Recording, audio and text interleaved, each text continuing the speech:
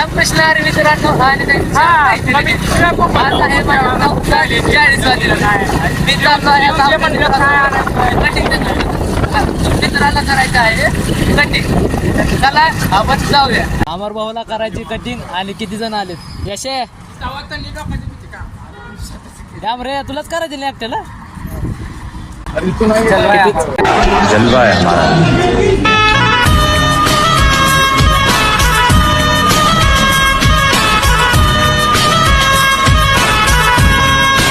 ते कटिंगचं दुकान.